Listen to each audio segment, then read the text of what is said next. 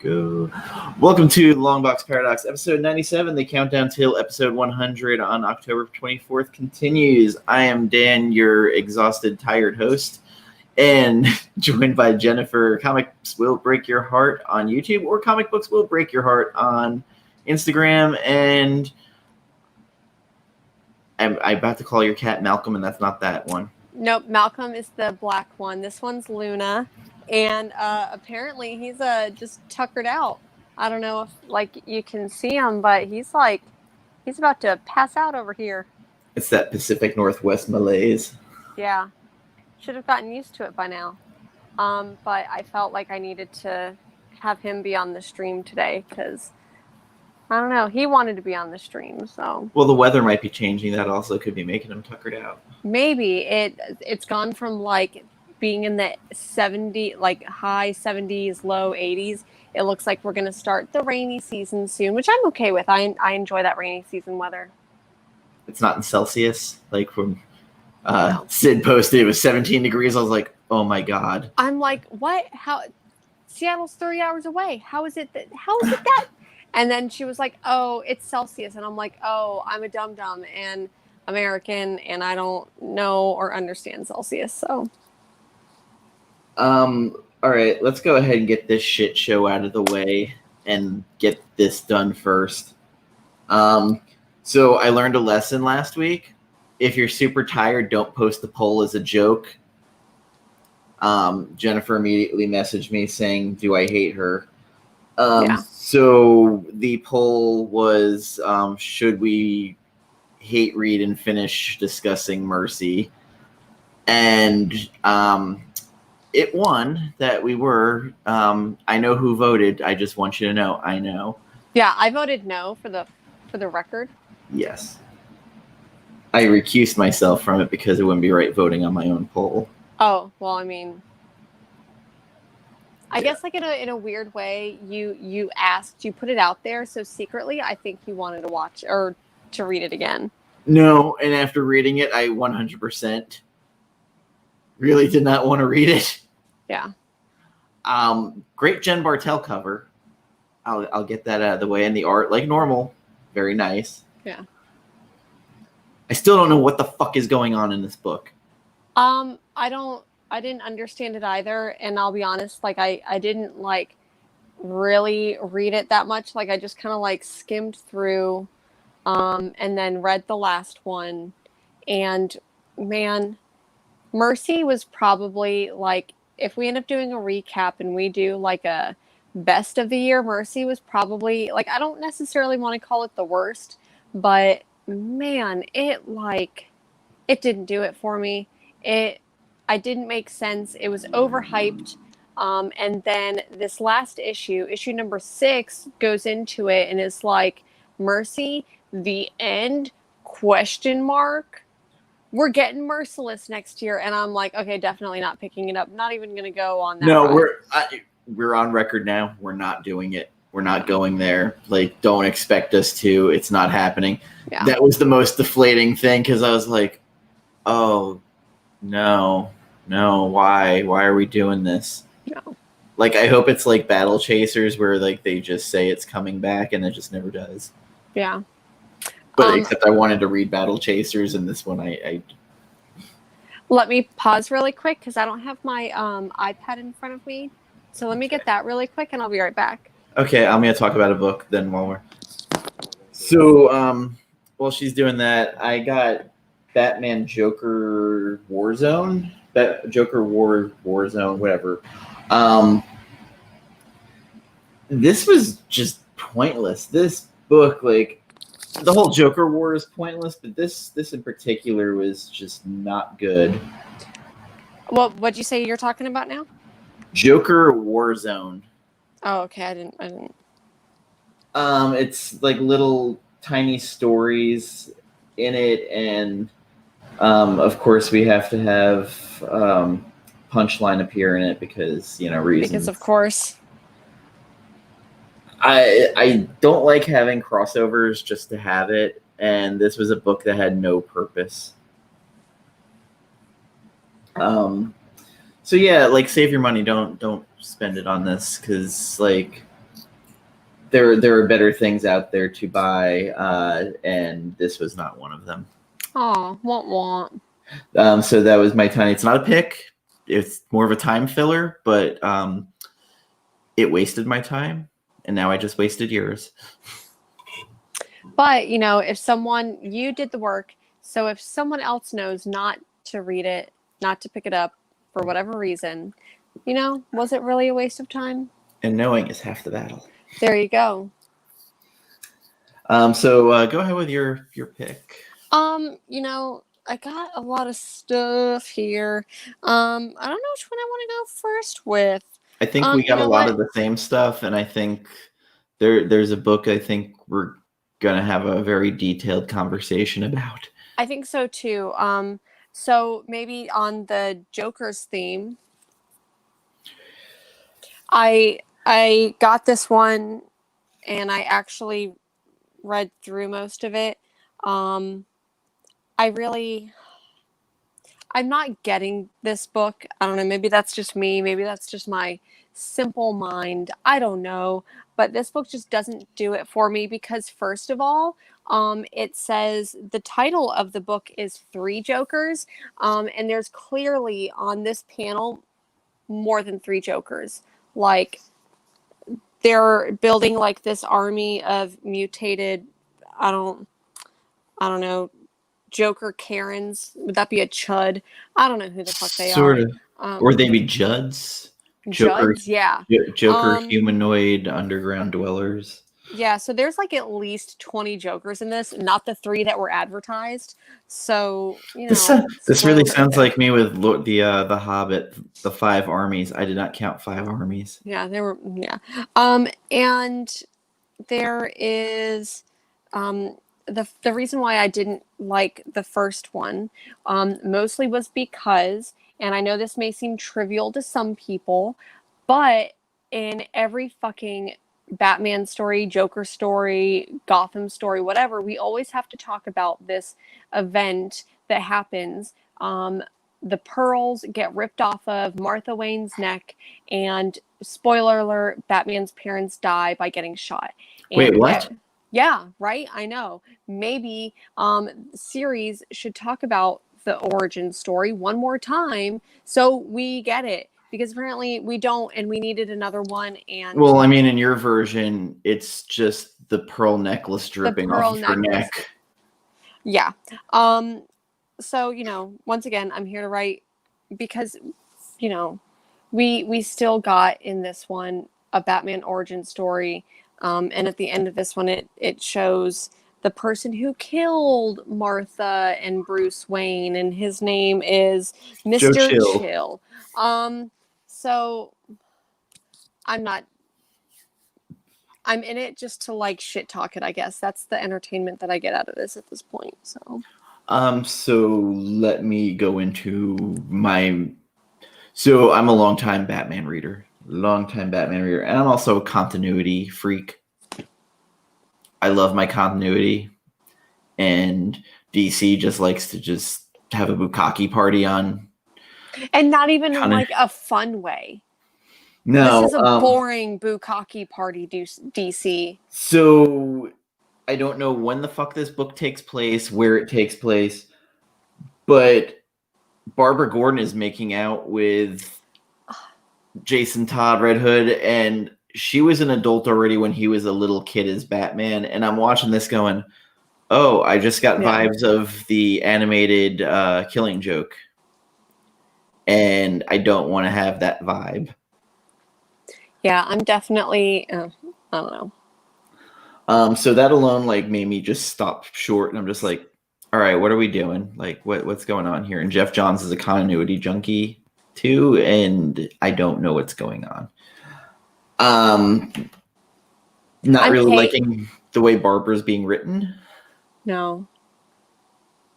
I feel like this is the new Mercy for me. Like, I find myself hate reading it, even though, the one upside is that I actually feel like I understand what's going on. Like, I can follow the story. But well, once they put the pearls in, like, where you're at. So Forever Haunted. the art is beautiful. It's trying a little too hard to be Brian Bolland. I guess it's an homage. I'm at a 6 on it. Like, I liked issue 1 more than this one. This just did not hit me in a good place. Like, it was bad touch. Like, not like Stillwater bad touch. Like, I didn't have to grab a giant stuffed animal and like show you on the bear where I got touched. So yeah, I did not love it. And again, this is like one of those books, like, why the fuck does it have so many covers? It's expensive. It's like $8. Yeah.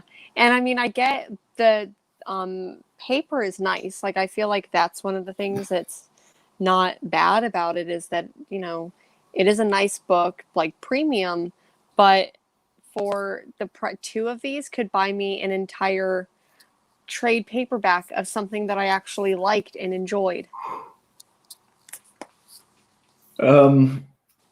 Yeah, like I don't know, like the price point and everything just bothers me. I mean, it wasn't even that thick of a book. Like, I feel like Decorum's like even a thicker book and cheaper too. But so onto my pick, Ascender number 13. I haven't read it yet, so no spoilers. I love this series, and this one kind of pulls back the curtain a little bit. Not a whole lot, but just a little bit. So they play hide and seek with Driller in it, which that's it sounds precious, but it was a little bit. And the last page was like a very big tease when they reveal someone that's still around. Okay. So I'm a 7.5 on this. Okay. But I really liked it. It was a little slow. It was one of those, like, not a lot of action happens, but we like a lot of big character moments. I feel like I don't know if I just didn't add it to my pull list for whatever reason, but I'll end up reading it in trade, which should be a couple issues from now, because there's 2 trades out, so that would be 10. Okay, so I've got a couple more months. It'll probably be in January or February when the trade comes out. Something like that, yeah. And your go. So, I'm sorry, I'm just kind of taking a look through these. I am going to go ahead and pull out this one. I know that both you and I really enjoyed this title this week. At least I think that we did. Philadelphia, Philadelphia number 8. So, first of all, one of my favorite parts in this was at the beginning, and maybe it's just because, like, I've been rewatching X-Files. But we get Scully and Mulder down here, which was really, really fun, and it's like a little nod to them, like, oh, they're like a special investigating group, so that was really cute. But they don't like show up or have any other part in it other than basically just, oh, they're here in the background, which was cute. And we also get to see Sangster Senior go through the afterlife, and there's this really cute moment. Divine comedy, like. Yeah. So he's like going through and he sees his, spoiler alert for anyone who is watching who maybe hasn't like read it. But he reunites briefly with his dead wife. And then because he's a vampire and like you don't really know if he can go into the afterlife or not. So anyways, he does get buried up, and there's this moment where he's like, this better be really fucking important, and this better be fucking good. Yeah, I loved that. And so third thing, we got part 2 of this Elysium Gardens story, and when I first saw it, I'm like, in the previous issue, I was like, that's going to be Angela Davis. That is Angela Davis. That is Angela motherfucking Davis. And it is. So I called it, and I'm really excited about it because I think that this will be a really good story. Yeah, as soon as they called her Angela, I was like, all right, well, I know someone's going to be very, very happy. Yeah. So I just thought that this will probably end up being one of my favorite issues, just because it was a little bit lighter on the investigation into the murder at the mansion, at the governor's mansion. Like, it didn't follow that story, but the other stuff, like following Sangster Senior through the underground, that was beautiful. So Rodney Barnes was good. I kind of knew they were gonna do something when the Charon, the ferryman, was like, "Oh, you're tethered to the real world still." Like, your other types are Rodney's daughter, who is in the book, kills some people, which was adorable. So for anyone who doesn't know, one of the characters, I guess mostly just by looks, was based on Rodney's daughter. So seeing her just be ruthless is very, very precious. The emotional moment between Sangster Senior meeting up with his wife and that discussion they have where she's like, you hurt me, but I knew your heart. You're a good man. You have a good soul, one worthy of spending eternity with. And she says, I love you. And then he's like, I love you too. Oh no, what's happening? Yeah. Basically like, oh, where am I going? And then this better have been good. Yeah, which is just like the end of issue 1 where he's like, what took you so long? Mm-hmm. A really good issue. And it's weird to say this because this was like a character moment issue. And I'm right there about 8.5. I thought it was that good. Yep, I agree. And I'm probably going to give it a 9. But... Also, in Elysium Gardens, it reveals the origin of how the people became werewolves. Mm-hmm. Really interesting issue and kind of like a nice change of pace for where like everything was going on in the first run, and this one, everything's moving at a very methodical like tempo. Yeah. What's your next pick? Okay. So, if you've been online lately, you've seen this book promoted a lot. Is it the one I'm thinking? Probably Kat Salazar, master of the pounding of into your head of books. Yes. Okay. Department of Truth. Interesting book. I feel like James Tynion's trying to write like Hickman. Ooh, that, I get that. I see that. But especially after we just read Black Monday Murders, and that's kind of where like my head even with the artwork, it feels like that style. Yes. I feel like I want to know your thoughts on the book. What would you like rate it? Well, let me think.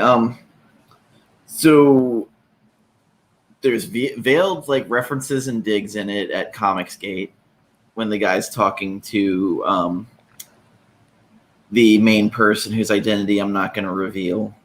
Yeah. Because I don't think it spoils the book, but I have some really odd fucking feelings about them using this historical character as the head of the department. I get it. And I'm trying to say this without like kind of spoiling it. I think that would be a good choice. And I think that character is going to get, there's a reason because of, he's on the variant covers. So if you've seen the variant but still covers, without like him, because he, in the last panel on the last page, he says who he is, but I don't think you would know unless like you really know. So I think that he's going to have a reason, and the reason why is going to be because they explained why things happen the way they do and what causes that to happen, and that probably caused him to be like a larger than life figure. So I think that this will be like his way of redeeming himself. And I know for anyone who has not actually read Department of Truth, we probably sound like the nut job conspiracy theorists that are being poked fun at in this book, but man. So this book I felt was inspired by Twitter. Yeah. Between flat earthers in it and all this other shit, like there's a flat earth convention.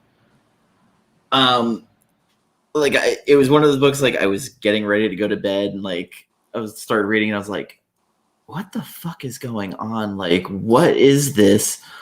And that's the thing I'll say. I don't know what this book is. I don't know who it's for.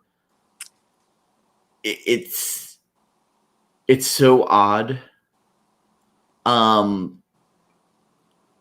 Yet I couldn't put it down.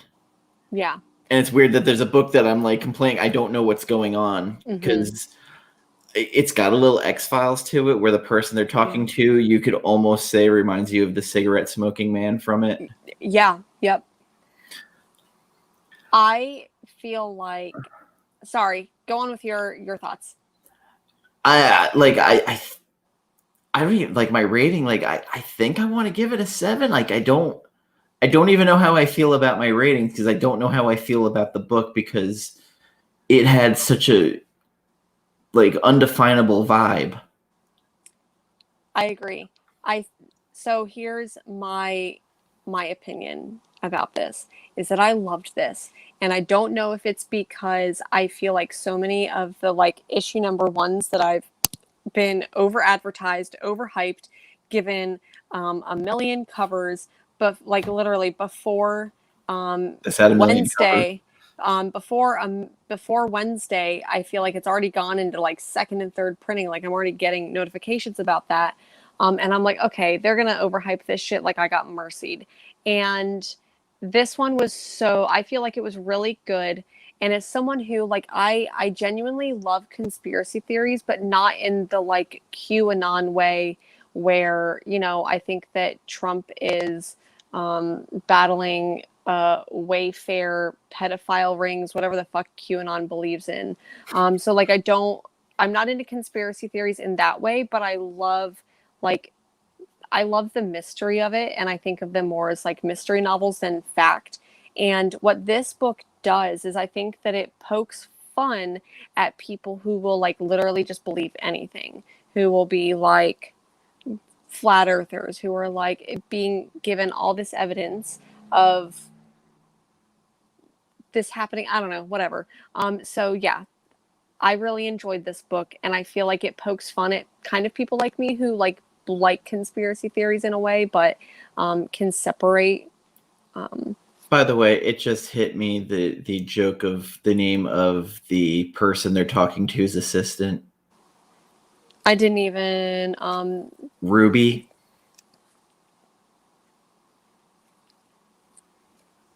I mean, the person who allegedly killed this person's last name was Ruby. oh, okay. Now I just probably spoil it for any history people Maybe. out there, but we were just talking. I was like, "Oh, motherfucker!" Yeah. Like it just hit me. I definitely give this book probably like an 8.5, like solid 8.5, teetering towards 9. I think that this book is going to take us for a ride, and I think we're really going to like it. And it also gives me vibes of, I just read King of Nowhere. I mean, I've been following that one since that one came out, and I really, really enjoyed it. So I think this will be really fun too. By the way, the artist, let me pull up who the artist was. For Department of Truth? Yeah. I got like a Martin Simmons. I got like a Ben Temple-Smith vibe to the art, but like if you bastardized it with a little bit with Andrea Sorrentino. Yeah, especially like this. I mean, I don't think I'm spoiling anything, but like this page right here. Yes. Yeah, it's pretty dang beautiful. Yeah, like I think the art took me like a minute to adjust to when I first opened it. I was like, okay, like this is different. Like it's worth picking up. Like just don't get drunk or anything else before reading it because I feel like your mind has to be like fully like you kind of have to be awake. in it, and yeah, agreed. Your third eye must be open. So your next pick. My next pick, I'm really glad that I picked this one up, but man, it was a dumpster fire and I hated it. But I'm really glad that I picked it up. Wonder Woman 84. I love this cover.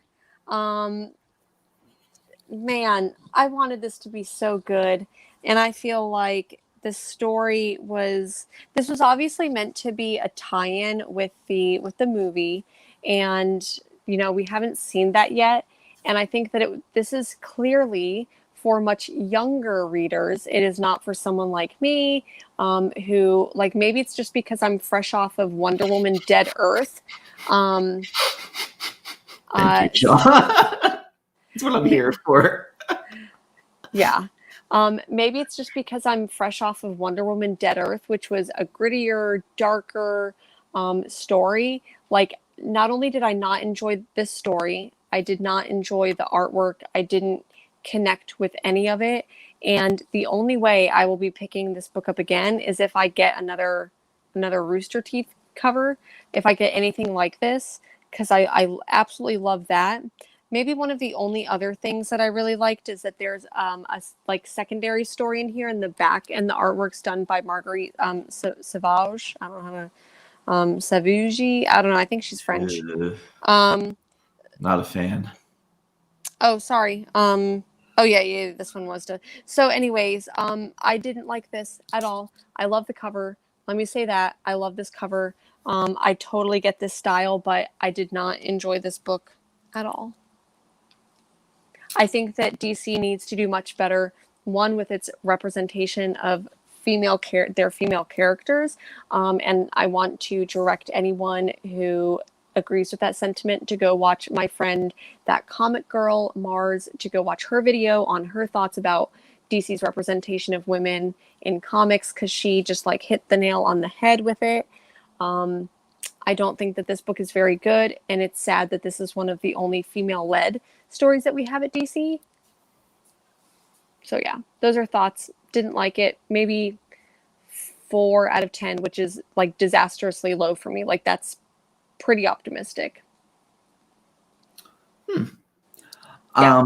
So this is not going to be a surprise. Mine will be Nailbiter Returns, number 5. The pacing picked up quite a bit this issue. It ties into the very last issue of the first run. Yep. Where they had the Billy Loomis moment with Warren coming after her. We find out there is a plot twist to that happening. Did you read it or not read it? Yeah. Mm-hmm. The number 5. Yep. Okay, you read it. Yeah, I think maybe you were looking away, but I pulled it up. I got it right. Well, no, but I didn't know if you had read it. Oh yeah. I read my whole stack this week. Except Descender. Well, I didn't have a. Oh, you're trading. Yeah, I'm trading, exactly. The very last page we see Buckaroo is leveled. Yeah, like literally to the ground. There is like a sign like construction coming or whatever. Yeah. Welcome to Buckaroo or something like that. So we're getting more finally of like what the fuck is going on and why are there all these imitation butchers running around. Yeah. Including Warren having a copycat of himself. And he's kind of crazier than before. Where he runs into a room with finger guns with the FBI people. Interesting. Of course, let's turn it. Oh God, Crane is like super badass in this, and it's like she's evolved into her final form. Yeah, she's, I think, the highlight of this for me. Yeah, definitely. Especially when she showed up. Atlas isn't as interesting as she was in the first run, which I don't know if it's just because she's not really a kid anymore. Yeah. Not as like edgy and moody. Yeah. I feel like that's most of her appeal, is being like that edgy, moody. I mean, granted, she deserves to grow up or whatever, but as an edgy, moody teen who I don't think I ever grew up. I'm at 7-ish on this. It was good. It wasn't great. When I finished when I finished reading this, I immediately went to see if this was a limited series, and it's not, and that surprises me a little bit because I could see this having like 2 more issues and then like finishing. But it's This not. is trade number 7. They're actually continuing the numbering from Okay. Nailbiter, so this will be trade number 7, I think. Okay, that makes sense. Again, like if you haven't read the series, especially with it being Halloween month, and if you want a little bit of like Silence of the Lambs, a little bit of Seven to a degree, a little bit, and just like suspense. And I think that's what's hurting in Nailbiter Returns. I'm not feeling the mood and atmosphere of the town that was in the last one, and they're not edging you with suspense. You're welcome, Sid. I use your word edging. Again, I like it. It's just, it's missing what really drew me to the first series and kept me going. The mystery isn't quite there. And I think I need a little bit more of that. Agreed. So, your next pick. My next pick, I'm surprised we didn't talk about this one a little bit sooner. It's going to be X Factor number 4. So I'll go ahead and I will be completely honest. I don't think that I read the first 3 of these. I just kind of picked it up because of the Ten of Swords stuff that's going on. And man, these issues, I've been really enjoying Hickman's run on like what I have been reading. I'm really excited to see where this one goes. Next week, it sounds like there's 3 issues that we're going to pick up for the Ten of Swords series. In this one, in usual fashion, I feel like we get to see Charles Xavier. He's a jerk. We know it. And everyone's just trying to be like, notice me, senpai, notice me, and just try to get his attention and bend over backwards for him. Some stuff happens, and I think that they're all caught in a very vulnerable place right now. Some shit's going to happen. Yeah, but we get Wolverine, X-Force, and Marauders next week. Yeah. So I'll be picking up all of those, along with like everything else that I pick up. I mean, of course, like my favorite scene is my girl Magic showing up and being like, I got this shit. Yep. Apocalypse was very, very interesting in it. Yeah. Boy, I have 2 or 3. I jumped ahead and did not read the X Factor from last month. Very heavy Polaris issue, and also Saturnine they kind of like, she's just a bitch. She's even got psychic blocks, so they can't get into the head. All the eggs get destroyed because they fuck up a resurrection. Yeah. Sorry, okay, I'm here. This one, I'm at about 7.5 on. It was good, not great. The Apocalypse stuff, again, was like more compelling. I'm waiting, because I think that gave us a lot of backstory. That was like the build-up. And then this one definitely did feel like a little bit of a filler. Because we're all like building up to this big tournament thing that's going to happen, whatever it is. And we haven't seen it yet, so I'm waiting for it. But it was still a pretty good issue. These are really thick issues, and there's a lot of stuff that's going on. I feel like I need to go back and read it again.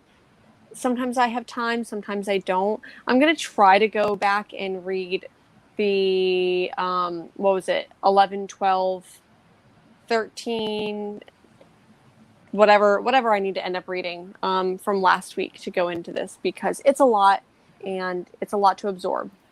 I was disappointed. I had Giant Size X-Men that they recreated with all the different artists. I didn't even get in to read it. I intended on it. I just never got there. Got it. That's weirdly, I don't have much more that I got read. Like I fell behind.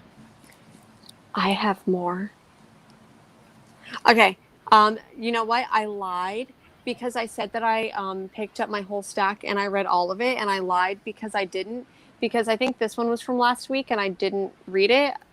So the Ice Cream Man Quarantine Comics special, I didn't read this one, so I'll have to go back and read this one.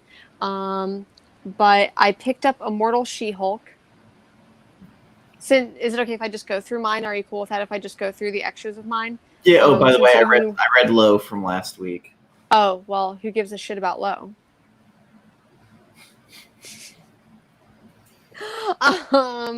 Sorry, not sorry. So anyways, Immortal She-Hulk. I read this. I enjoyed it. I think that this is going to be a much more emotional story than I was really prepared for. Once again, it's going to have to be something that I go back and read again because there was a lot going on. So I'm going to go back and reread. Yeah, and if you haven't been keeping up with Immortal Hulk, I have not. So with all the Green Door stuff, it's kind of hard to like follow what the fuck they're talking about. I get it. I understand that there's a green door that they want to go through, but like other than that, I don't get it. But I still think that it's fun. The scene with her with Wolverine sitting in the bar when she's like, how do you do it? How do you do it? Like, how do you like come back all the time? Because this for her is like what, her fourth time? I think they said third. She's died 3 times. Yeah. So, you know. So, anyways, the next one is Dr. Aphra, and seriously, every single time I read a new issue of Dr. Aphra, I'm like, why was this not the sequel that we got? Why was this like we should have fuck Rise of Skywalker? We should have just gotten this is a new series. I need to see a movie with her in it. I truly do not know why we haven't. So Dr. Aphra needs to be a thing. I don't know why I have this. I don't know why I keep picking it up. I feel like maybe this was just written for people from Texas who really just love Texas and jerk off thinking about Texas, and they're like, ugh, Texas. I don't know. Maybe this is for you. It is not for me. But so anyways, the last thing that I have in my little pile, Ludocrats number 5. This one finished the series. It was weird. It was wacky. There is there's so much going on, and it's absolutely balls to the wall, ridiculous. And this one is it ends in a really fun way. I like it. I know that's like a very vague review of the series. I'm not sure when the trade for this comes out, but I think that it's definitely going to be one of those. Like if you liked I Hate Fairyland, you're going to like Ludocrats a lot. And that was my, I mean, granted, I say that was my week, but I also picked up Tartarus Volume 1. I haven't read it again because I read the single issues. So I'll go ahead and try to give that a read. This one was actually one that my partner picked up at the store, but I'm going to read it anyways, called Penultimate Quest. Like, very cute D&D looking, and I like the artwork style. Even though I'm not a huge fan of books that, are this. Still looks cute. Penultimate Quest. Next week we get New Adventure Man. Yeah, number 4, right? Yep. Coffin Bound 7, Decorum number 5, Die number 14 with a Sana Takeda variant. Ooh, okay. If you haven't read Jupiter's Legacy, the Netflix editions come out, volume 1 through 4. I think what they're doing is that because it was Jupiter's Legacy and Jupiter's Circle, I think that they're just putting it in the order that you should read the 4 in. Because there's I forget which order that you're supposed to read it in, but whatever. I think it's Legacy, then Circle. Legacy, Circle, or Jupiter's Legacy? Circle. I can't remember which. I think it's Legacy, Circle, Legacy. I forget. There is a that was one of the series that I read during my 100-month, 100 books in a month, July. And I enjoyed it, but it's a lot. So I think it's cool that they are doing 1, 2, 3, 4. I hope they're doing it in whatever order you're supposed to do it in, because you don't really know what the order is if you're like Jupiter's Legacy, Jupiter's Circle. Who knows? So, yeah. And also Lock and Key and Pale Battalions Go number 2. Mm-hmm. The Alien Original screenplay number 3 comes out. A bunch of gobbledygook from Marvel. Gobbledygook. Black Widow number 2, which I don't. After issue 1, I don't know if I'm in for. Man, I hated issue number 1 so bad, so much. I know that's not a very good review. I should be a lot more I don't know, academic with it, but it was not good. Oh, I read Juggernaut. Oh, the yeah. I kind of enjoyed it. It was interesting. Okay. I was not expecting it. I picked it up and I'm like, I'm probably gonna hate this. This is just trash. But I'm in for Mutants this week. Yeah. I actually kind of enjoyed it. I would be very, very surprised. Marvel Snapshot Spider-Man comes out. Guess what? Bet you Uncle Ben dies. You know what? Probably. Maybe there'll be some pearls involved. Who knows? Well, that'd be awesome if Uncle Ben, all of a sudden, there's just pearls on the ground, like someone's doing a very veiled shot. Mm-hmm.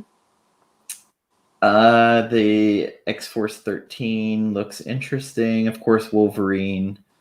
Boom Studios. We only find them when they're dead. Number 2.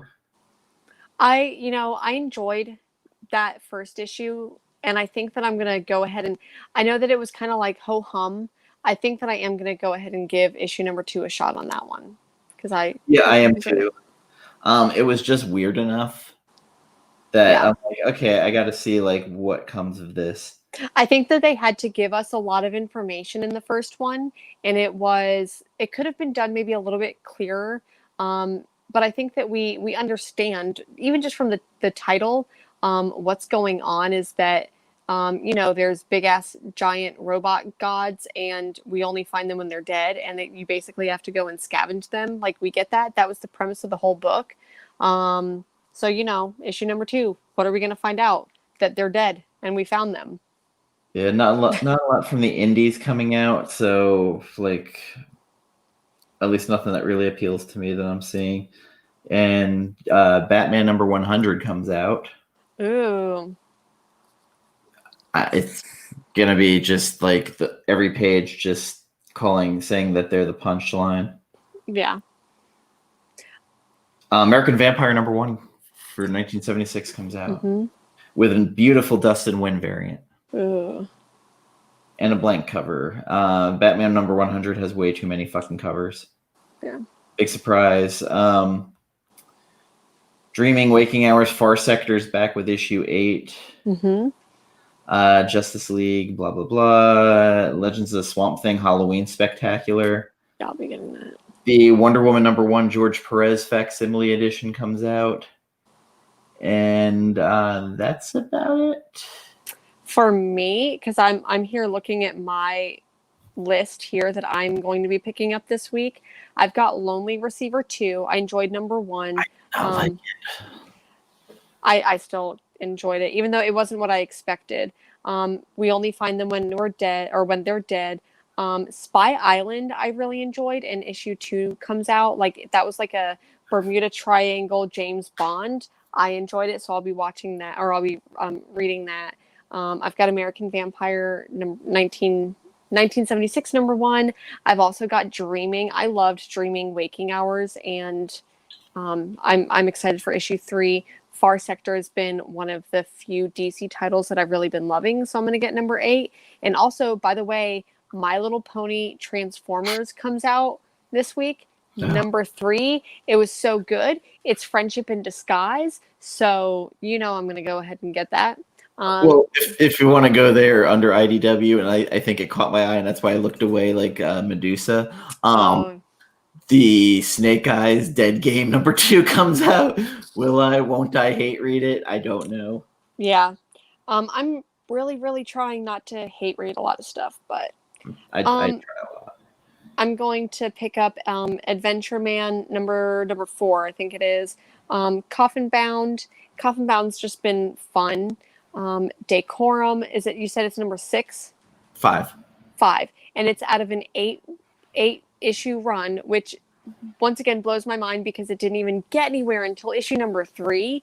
So we'll, This issue number 5 may be a high point, or it may be one of those low ones that comes up in 6, 7, 8, whatever it does. So we'll see. And then Inkblot number 2 comes out. I felt like Inkblot was a little bit hyped, but I got nothing from it. It was still kind of mildly enjoyable. I think that the world that we're about to go into, because it sets us up to go into a world, and I think that that'll be fun. So yeah, Far Sector, one of the few DC titles that has been consistent. Jamal Campbell's art is just for sure. Beautiful. The coloring, everything. And K. Jemisin is just a gift, and we don't deserve them. Okay, so we got recommended by Carlito Classic horror movie, since we're gonna do horror movies this month. And I'm not gonna lie, I kind of never want to take recommendations ever again. So we watched the Blackcoats Daughter, which some horror YouTubers that I follow had also mentioned it before. I knew I was in for a not great time when I saw the A24 banner show up, because I knew right away it was going to be like an art house horror movie.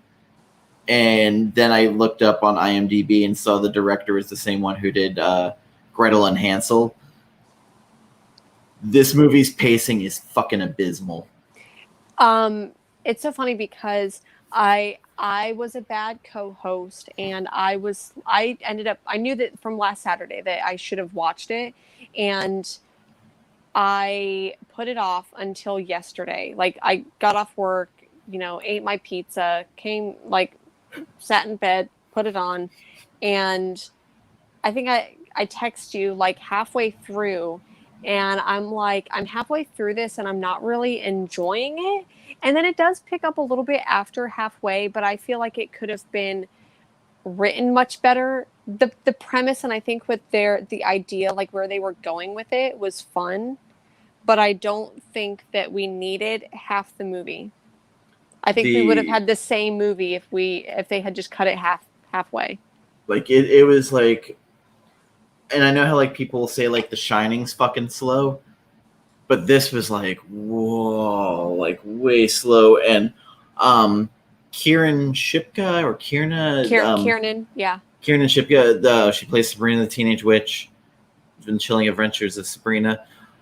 She plays psychotic very well in this when she gets there. Emma Roberts, if anybody's seen Scream 4, she's capable of playing batshit crazy. They get a little stabby near the end. Again, you gotta literally get to the end for it to pick up and actually get somewhere. And I think that they did a really good job at the end doing a weird possession like that. I guess that's kind of the spoiler. Sorry if I'm spoiling. But they do it's, M. Night Shyamalan, she's possessed. And I think that was an interesting twist, but they could have done so much better pacing to make the movie more enjoyable. I don't know who wrote the movie. Do you know who wrote it? Not off the top of my head. I feel like whoever wrote The Blackcoats Daughter, whoever wrote this, I feel like they've never seen a conversation between two modern young women. Because all of the conversations that happen, I'm just this doesn't feel real. They're talking about cell phones, but I feel like they're living in the 1980s. And the director wrote it, Oz Perkins. Okay. I don't know if this person has teenage daughters, but I feel like they have never actually heard two teenage young women speak. This whole movie, maybe not the whole movie, the first part of the movie was just a dumpster fire. If you want to watch it, you are by all means, go and watch this movie. But I think that do yourself a service and just skip halfway through, get to the halfway point of the movie and just finish it from there. Because the first half sucked. Second half was great. And not even in a Lighthouse type way. It wasn't there's this halfway point that just goes bananas. It's okay, it kind of starts to pick up at the halfway point. So, I found none of the characters very enjoyable, and like there's No. this whole like build up at the beginning over nothing where she's like pressuring the priest. She's like, "You're not going to see my performance. Why are you can't you be back by tomorrow? My performance." And it's just like, what the fuck is going on? Like, what Yeah. deal with this performance? Like, who gives a fuck? Yeah. Like, it was not written very well. The directing, like, that was good. I felt like there were the cinematic, and maybe the music was really good. it tried to do like a buildup of tension with the pace, and honestly, like, I had that thing where I kept checking my watch, going, "Holy shit! Like, this feels way longer than it actually is." Mm-hmm. It's never a good sign. If I start picking up my iPad and my phone and start like, going on Twitter. And maybe that was part of the issue, because I felt lost during parts of it, and it was probably just because the movie couldn't keep my attention. The Lighthouse seemed like a thrill ride compared to this. 100%. Like, if you haven't watched The Lighthouse, go watch that instead of Blackcoats Daughter. So for next week, we were just talking before, like, possibly doing From Dusk Till Dawn. I also got The Crow, which isn't really a Halloween movie, but I know after Cursed Movies, we kind of were talking about it a while back. I'm almost going to vote for The Crow to watch that. I'm down. Let's do it. All right, we're doing The Crow. Fire it up! Fire it up! Fire it up! I feel like a little fish on a big hook. I'm excited to watch The Crow again. I think whenever we watched Cursed Movies, I think I went back and watched it. Maybe I just like put it on as background noise. But I'm excited to watch this again and like be a lot more laser focused on it. I'm curious how much we're going to talk about the soundtrack. Oh, I'm sure at least 50% of the conversation we have about The Crow is going to be about the soundtrack. Let's just go ahead and call it here. Let's talk about the movie and the soundtrack. Fair enough, because that soundtrack was awesome. It was. For an industrial kid during that time, which I was. Yeah. And then everybody all of a sudden watched The Crow and started like, "Oh, I love goth." No, you don't. Well, they're allowed to. That's a good thing. If someone gets into it, then they get into it. You can't be a gatekeeper for it, man. A little bit. Yeah. No, I get that, because I'm very much that way, and I'm trying to I don't know, allow more people in to enjoy it. That soundtrack had some bangers on it. Burned by The Cure, it will like forever go down. Like, that will always be the song that I think of for that soundtrack. Oh, for me, it's always My Life with a Thrill Kill Cult, After the Flesh. Yeah. And also Nine Inch Nails' cover of Joy Division's Dead Souls. Yeah. Because that was like the apex, at least for me, of Nine Inch Nails. It's like, was that the cat? Yeah, that was my cat. Yeah. He's a sneezer.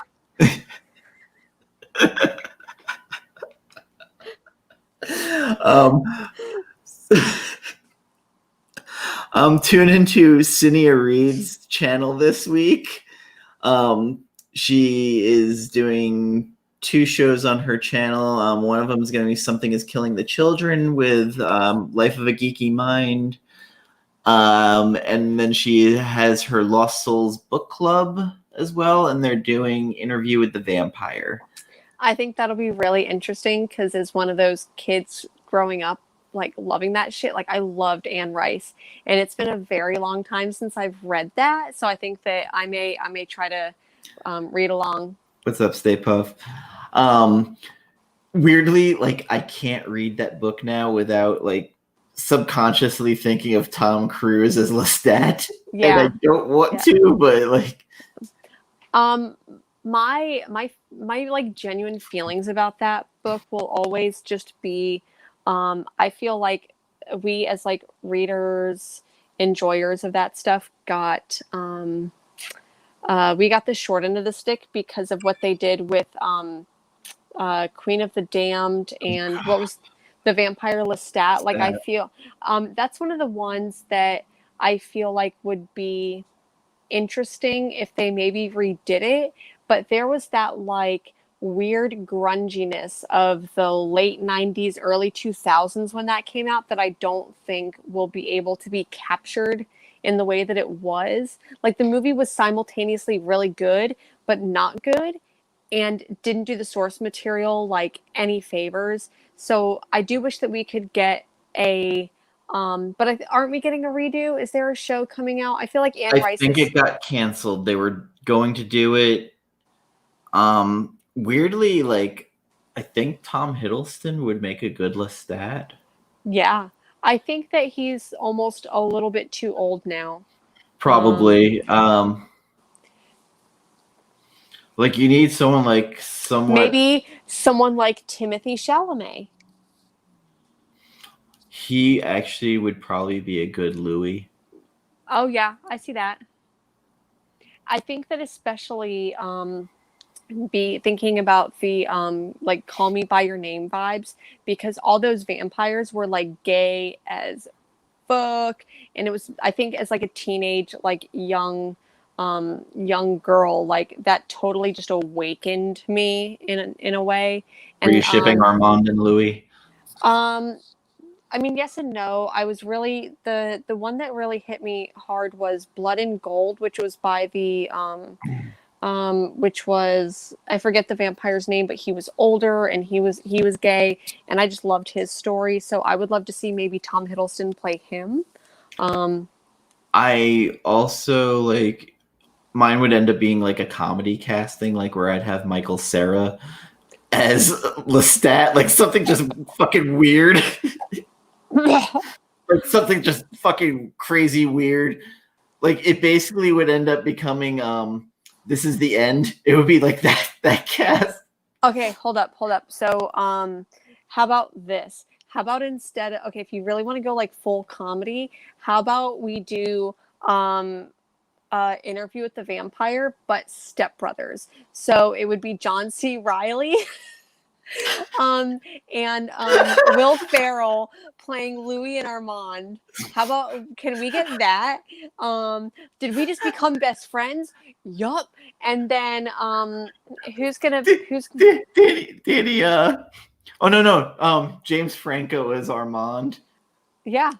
And also, and then have Danny McBride. Yeah. So I'm ready for this to happen. I'm trying to think of who could play the younger girl. Like if we really want to go like full comedy on who's playing the younger girl, like what if it was just like Melissa McCarthy or someone.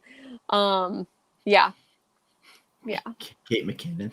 100%. I love Kate McKinnon. Oh god.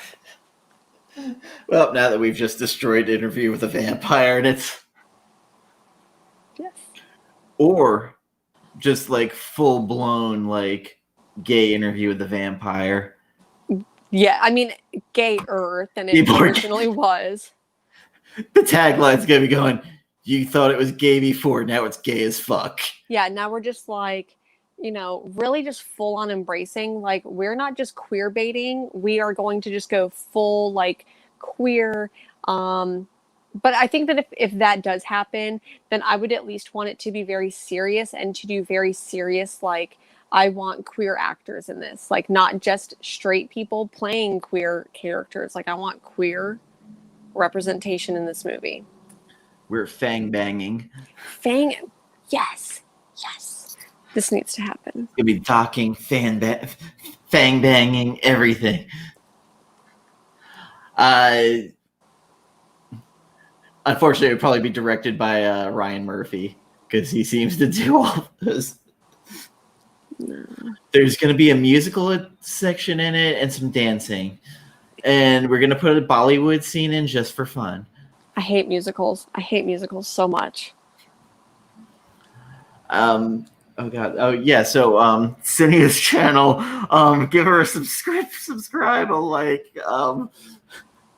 Now that we went down a real fucked up path on this. Also, there's going to be Batman age 18, year 18. Batman year 18, barely legal, written by yours truly. Calling it now. I'm just gonna, sit down. I'm gonna write this script. I'm gonna write from the heart, and see Right what from comes. the heart. Yeah. Oh, God, phrasing. There's Batman so year 18, see what comes. See what comes. You'll never see it coming.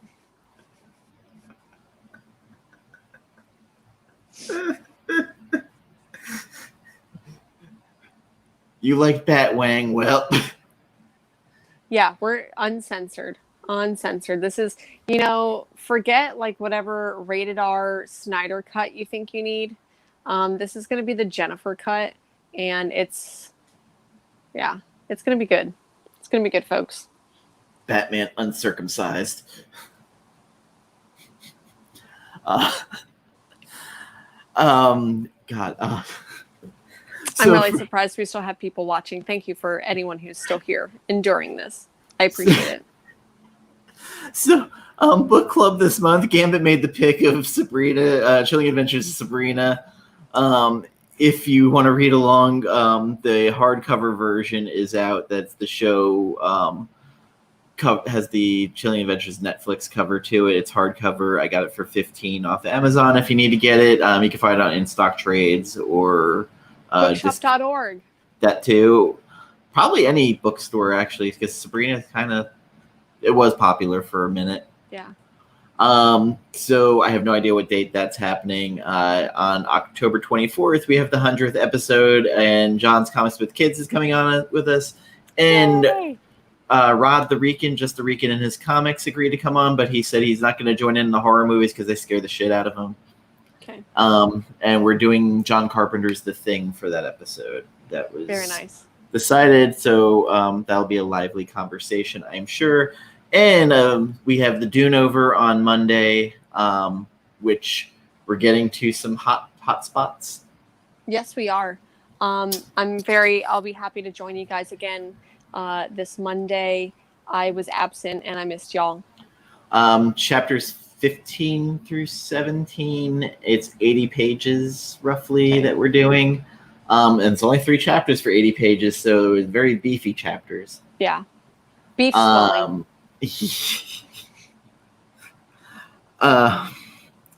Sid might have a nervous breakdown during it because I think we're getting to a certain point in the book.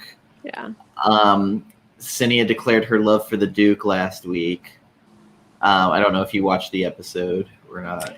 I haven't. I literally caught like the first 3 minutes and passed out last Monday while I was trying to be there in spirit.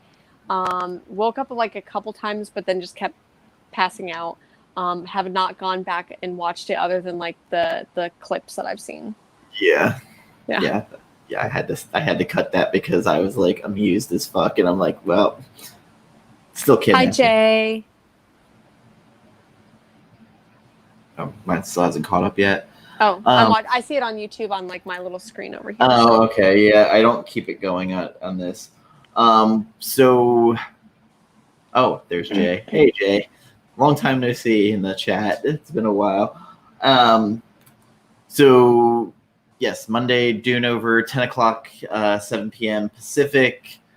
And we should have a full party, I guess you can call it. Yeah.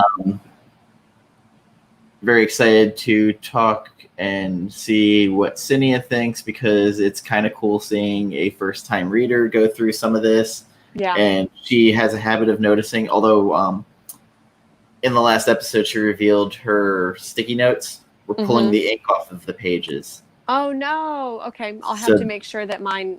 The ink is not good. Okay. Oh, you've been reading Dune, Jay. Awesome. If you are caught up to 15 through 17, or just watch all the old episodes, I have a playlist on there for the Dune over. I actually rewatched the episode, which is weird because I actually enjoyed enough that I rewatched them and I didn't cringe. So that's always a good good thing. Unlike the Hickman episode and the end of the Black Hammer episode we did, I'm still freaked out that people are watching the Hickman episode because it popped up as most recently watched. I was like, are people just hate watching it because we made fun of it? Yeah. I felt like it wasn't horrible. Like whenever we did the Hickman episode, I'm like, okay, it wasn't bad, but I feel like it was not our best moment. Maybe people are just watching it because they love us and they support us, and they're like, let's go ahead and watch it and see what they're talking about. What's all the fuss about? Well, that's weird. Like, if they loved us that much, we'd have more subscribers. That is also true. So if you're still watching and you haven't liked and subscribed, go and do the thing and like and subscribe. So we're at the hour mark, and weirdly, I feel like we're at a good stopping point. Yeah. We're not in pandemic flow where we were like hour and a half, 2 hours every episode. Yeah, very true. I'm also overtired too, so that might have something to do with it. Thank you, everybody who joined in the chat. Jay, Stay Puft, John's Comics with comment. Very engrossed with bitching about Blackcoats Daughter. Carlito, if you watch the replay of this, thanks. I guess. Also, we're doing the 31 Days of Horror. At least I am on Instagram of, what's your favorite movie, blah, blah, blah. So I've been doing that. I feel so bad because, I feel like people tag me in those things, and then I overthink it. Like, John, I'm pretty sure you're still watching, and maybe you tagged me in it too. Your top 4 female indie characters, and that's totally my jam, and then I just overthink it and I never do it. Oh, for that, John tagged me in one of them, and I did. The female characters, indie characters, that one I put way too much thought into. I get that analysis paralysis. I'm like, what 4 characters are my favorite? Unruly Simeon, though, for most overrated character, put Joker 4 times and put every era of Joker. I think John gave him a slow clap in his on the comments on that post, but again, after Joker War, shelve Joker for 3 years, minimum 3 years. You won't, and especially now we're getting a Punchline series. I feel like I'm almost okay getting a Punchline series, but I feel like I know I'm gonna see you're the joke and I'm the punchline. I know we're gonna see that line, but I do feel like we need more female characters in their own stories. So maybe, I don't know, maybe this will be a good thing. Who knows? I finally started watching that Harley Quinn animated series. Yeah. I was kind of surprised at how bawdy it was. Yeah, I've only watched clips, but it's not a kids show. No. Actually, it was fun. Mm-hmm. And has her and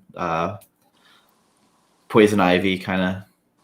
They're not doing that. I mean, because that would be a male fantasy. Yeah, just a male as you say. Yeah. There's another movie you might want to watch coming on HBO Max. The Invisible Man. Okay. Yep. I want to watch that. Yeah, it's interesting. I think you might like it. You may fucking hate it. I'm not sure. You never know. I have a brand, but the brand I don't even know. Yeah, it's abusive relationship. Okay, kind of not. some of Probably it, not. But also somewhat of revenge. We'll see. It can go either way. Yeah. I didn't hate the movie, but we're going to go ahead and end now. So thank you, everybody. And for you Dune lovers, come join us on Monday night with some of my favorite ladies. And so long, take farewell of you to say goodbye and subscribe. Bye.